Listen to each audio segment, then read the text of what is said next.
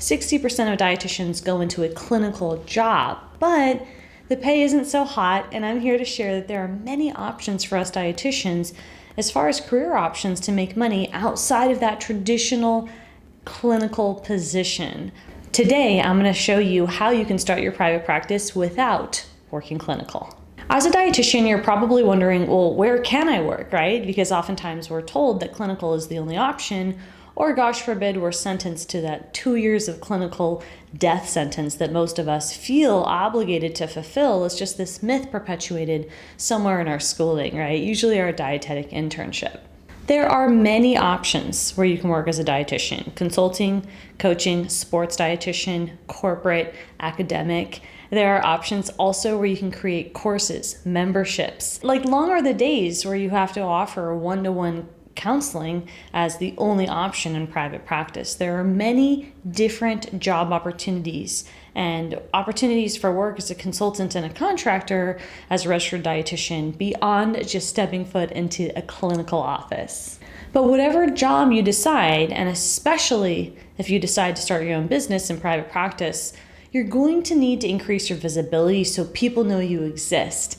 Because when you're working for yourself, for example, if you're creating courses, memberships, or you're offering some kind of programming online, people need to know that you're there to solve their problem in order for them to know you exist so that they can reach out and say, will you pay me to help me with my insert health outcome, right? Deliver a feel-good pregnancy, help my children grow, help me lose weight, help me find food freedom, help me manage a chronic disease, right? So for whatever health outcomes people want, they need to be able to find you so that you can solve those problems. There's a couple tips to help you prepare for starting your private practice. Now, you might have heard me say it a million times if you've been following my journey and watched any of my videos.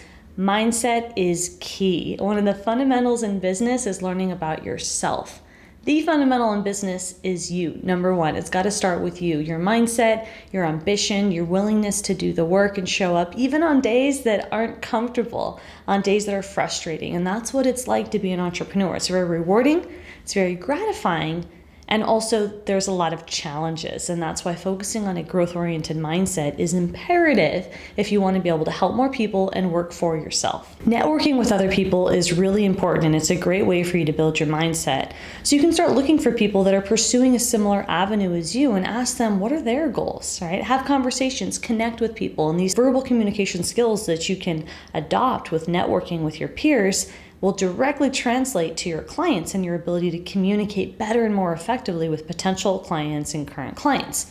So when you're networking, you can ask other people questions such as other private practitioners or aspiring private practitioners. What are your goals?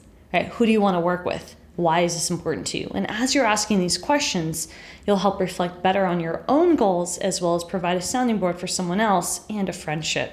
Because you are the average of the 5 people you spend the most time with. And when you can make an effort to network with like-minded people, you're putting yourself ahead of the game. Building your social media account is imperative, right? It's not an option, it's just imperative. Every day, people are searching for nutrition and health-related outcomes to their problems on social media. And if your name doesn't pop up and you don't show up as part of the solution to their problems that they're searching for, you're missing an opportunity for where people are seeking for solutions. So if you can find a way to be visible and show up on social media and have a content strategy, because content marketing is the future of visibility and getting your names out there, then you're really going to be helping your entire target audience, right? Those who you intend to serve. And that's really powerful. And there are successful dietitian boss clients of ours who are doing that, and they're role modeling for you with what's possible. The next tip would be look into communities that you're interested in. Maybe there are problems or areas, maybe you don't know which one specifically and you haven't defined your niche yet. But if you look into respective communities, for example, maybe you're interested in gut health, but you also have your toe a little bit in sports performance, but then you've also thought about intuitive eating and food freedom. You can start engaging in conversations related to those topics to see what are people saying. What are people posting on social media about those topics? What are the main problems found within those specialties? And the more you can learn about the conversations in your market, the more information you're getting about branding and marketing, and being relevant in those conversations is really going to help you when you decide what area you want to focus on as a dietitian so that you can stand out and niche down. If you're wondering what you need to start your private practice, I did an entire video on this with 9 steps. So just as a little bit of a refresher, if you haven't seen that video, you will need a contract. That's a legally binding document that both protects you and your client. And so using a legal contract anytime you're accepting monies is important, right? You want to make sure that there's some level of protection and there's some level of clarity around boundaries. So number 1, use a contract. Number 2, liability insurance, which is pretty affordable, and you can find that on the Academy website. There's a lot of information about that if you search online. And then number 3, you're going to need an offer. So the offer is going to be the receptacle in which they pay you. What is the service that you're delivering? And I've done a lot of videos about how you can package your services and products and what that might look like. So having a clear offer with clear deliverables and a price point that makes sense, right? So you're not short selling yourself is going to be really important so that you're clear that you have a business, you have an offer, and people know what to expect. A really popular question that dietitians ask me every day is, how long will it take me to build my private practice? And the answer is, it depends. It depends on how many hours a week you have. So you want to think with what are your boundaries and parameters? So how many hours are you willing to dedicate and devote to this? And how many hours are you willing to work a week? Answering those questions can help you get a little bit more clear about time management and then also prioritization. Some of our clients ramp up in a few weeks, where others take months before they're able to launch due to having other obligations, familial obligations, or maybe they're on a slower track. And what matters is that you're headed in a direction and that you are focused and you're making decisions and actions based on your unique goals. Because some of you are starting when you're in school, and some of you are starting while you're pregnant with your second child. So we all want to take a look at our own unique situations and what's going to work for our schedule and what's going to be something manageable that you can maintain, because consistency is going to help you get your practice up and off the ground. Keep in mind that starting small is better than not starting at all. So even if you only have an hour to dedicate a week towards defining your offer, right? So you have something people can purchase, and getting a few things set up with your branding so you know how you stand out, even if it's a rough draft of where you want to be ultimately, that's going to be better than nothing. So getting started small is better than pushing off your dreams until later. So with that being said, comment below with how many hours a week you spend on your private practice, or how many hours a week you would be willing to spend if you're thinking about ramping up. If you're wondering how much money do private practice dietitians make, the answer is it varies. And dietitians in private practice can make north of $100,000 a year, which is a 6-figure salary. And that's something that blows a lot of dietitians' minds. They're like, I can't believe dietitians in private practice can make that much money.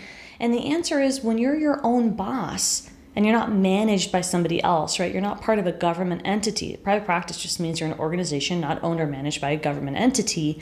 Then you have the opportunity to charge the rates you want to charge. So some of our clients are able to offer really high-end coaching, where other clients are able to offer low-priced courses. And then we have other clients that do a mix.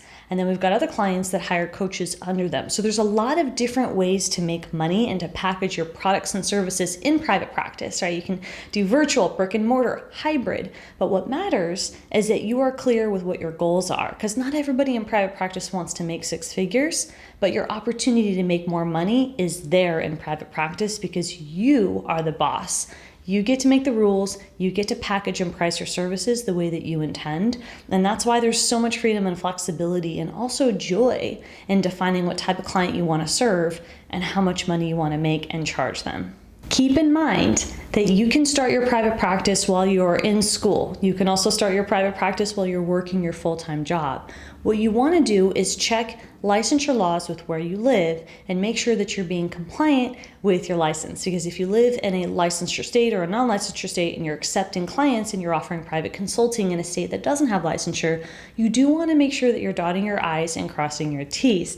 Now, I've got a lot of information about that, including a free resource guide below about state licensure laws, but it also depends on your scope. So you can create a course that doesn't provide MNT and you have a little bit more leeway there versus if you're providing any coaching or consulting and you are including MNT in your service delivery. So keep in mind that there are some variables at play here that can impact the scope in which you can deliver your services as a registered dietitian, whether you're doing this on the side or you're doing this full time. Now, if you enjoyed this video and you want to learn more in depth how to start your private practice, I've got another video link that you can check out. Secondly, if you want to learn about Megan's story and how she worked a brick and mortar full-time practice taking insurance and was able to switch to a virtual model by leveraging my framework, the Dietitian Boss Method, now I want you to check out Megan's story as well.